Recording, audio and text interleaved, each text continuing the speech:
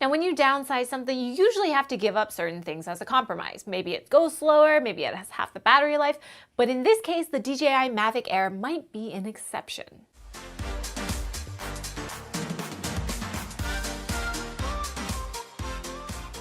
My name is Julia and welcome to our review of the new DJI Mavic Air, an ultra-compact drone that promises the best features of the Mavic Pro, but in a form factor almost half the size. While it's designed to sit alongside the current Mavic Pro, we think it actually beats it in a lot of core features. To keep things simple, we'll break it down into the following categories: features, performance, value, and comparison. We'll leave some timestamps down below in the description, and a big thank you to Vision Up and DJI for providing us with a sample of the very first red one, the gloss red in Canada. They're also an authorized warranty service center, so if you crash your drone, you know where to go. Starting with the features, the Mavic Air is an ultra-compact drone that has a top speed of 68 kilometers an hour, a battery life of 21 minutes, a maximum range of 4 kilometers, and a camera capable of 4K footage with a bitrate of 100 megabits per second. It's available in 3 colors: matte black, gloss white, and the gloss red that we have here. When folded up, it measures just 168 millimeters long, 83 millimeters wide, and 49 millimeters high. To put things into perspective, here it is compared to a Samsung Galaxy S8. It's barely bigger by 2 centimeters on each side. It weighs 430 grams with the battery installed, or just under 1 pound, and it comes with a padded hard shell carrying case. The 4 legs fold out similar to the Mavic Pro, except for the 2 front feet that now fold like the DJI Spark. The non-foldable propellers attach using their standard spring-loaded quick-release system and can stay mounted even when the drone is folded up in storage. On the front, the new 3-axis gimbal is a huge improvement over the previous designs. The entire camera is now nicely tucked into the body and features a much more resilient mounting mechanism, resulting in greater stability during flight and better protection in case you crash. The protective cover has also vastly improved with a 2-part design that slides in and clicks into place. The camera itself uses the same sensor as the Mavic Pro, but has a few slight differences. The lens has a slightly wider focal length of 24 millimeters, and a maximum aperture is now a slightly slower at f2.8. There's no option for Cinema 4K anymore, but DJI has added the ability to shoot 120 FPS slow motion at 1080p. As a nice little feature, DJI also included 8 gigs of onboard storage, so you'll still be able to shoot even if you hiked 2 hours up a mountain and forgot your SD card. Everything is controlled by the new Mavic Air controller, which looks almost exactly like the DJI Spark controller, but features a stronger enhanced Wi-Fi transmission system. Its maximum range of 4 kilometers is double the range of the Spark, but just a little bit over half of the Mavic Pro. One big quality of life update is the new thumbsticks. They are now removable and store inside the controller itself. While it sounds like a minor change, this means that you can put the remote in your pockets or your bags without the sharp sticks stabbing everything. Moving on to the software, the Mavic Air comes with 2 new intelligent flight modes on top of all the existing ones: Boomerang and Asteroid. Boomerang will lock onto a target with the camera and perform an upward spiral, creating a pretty epic shot with a single tap. Asteroid is similar to the Sphere mode introduced with the DJI Spark, except now it's a video mode that literally acts as an asteroid. The Mavic Air has an upgraded sensing system with 7 external cameras and 2 infrared sensors to provide obstacle avoidance forwards, downwards, and even backwards now. DJI also added an additional flight mode called Advanced Pilot Assistance System. In the past, if the drone detected an object in its way, then it would just simply stop in its tracks and hover in place.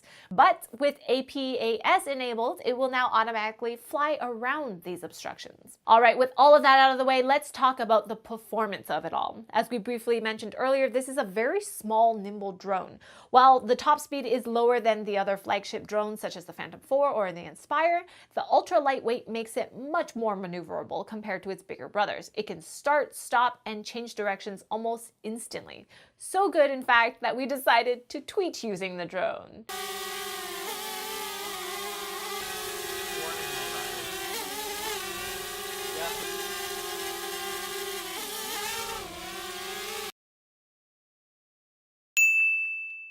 Hi! But seriously, don't try that at home. We do the stupid stuff so you don't have to. Plus, it's probably not good for your drone to tape a chopstick to it. In addition to being super portable, another advantage of the small size is just how inconspicuous this drone is. We took it out flying a few different places, and no one ever felt threatened or intimidated by the drone. So for our flights, we had a pretty cold week here, sitting at about -1°C with 20km/h winds and wind chill to about -5 degrees. Now, the recommended operating range of the Mavic Air is from 0 to 40 degrees, but we never ran into any problems. The battery life was a few minutes shorter, but that's expected of any electronic device that uses batteries. We also brought it up to Cypress Mountain Viewpoint, which was just over 1,400 meters above sea level. We flew it over the edge, which was about 120 meters up from the ground, with winds of up to 45 km/h. Even with high wind warning on the screen, the Mavic Air had no problems keeping up. We wouldn't recommend it though, since the drone was being tossed around quite a bit. If you're shooting far away objects like we were, it won't be that noticeable, but if you're tracking something up close, then we'd recommend waiting for a better day. We weren't able to properly test the maximum range since Vancouver drone laws are pretty archaic and don't allow you to fly a drone farther than 500 meters away or higher than 90 meters above ground, which we never did at any point in our testing. For most people, the enhanced Wi-Fi connection with the included remote is strong enough that you shouldn't run into any connection issues at the common ranges that you'll be flying in. Even when we flew it in a park right beside a few apartment buildings that are probably littered with Wi-Fi networks, we never once had a weak signal warning. The Mavic Air can be controlled by a smartphone or gesture controls, but we wouldn't recommend either of them. A smartphone's Wi-Fi antenna simply just isn't strong enough or reliable enough to maintain a connection with a drone. Not to mention the fact that you have zero tactile feedback trying to control two imaginary sticks on your screen. As for gesture control, well, it exists. We don't recommend it. So now let's take a look at price. With an MSRP of $799 US, it fits right in between the $499 Spark and the $999 Mavic Pro. But in terms of features, it absolutely blows the Spark away and then overlaps quite a bit with the Mavic Pro. It even manages to bring a few features that no other drones have.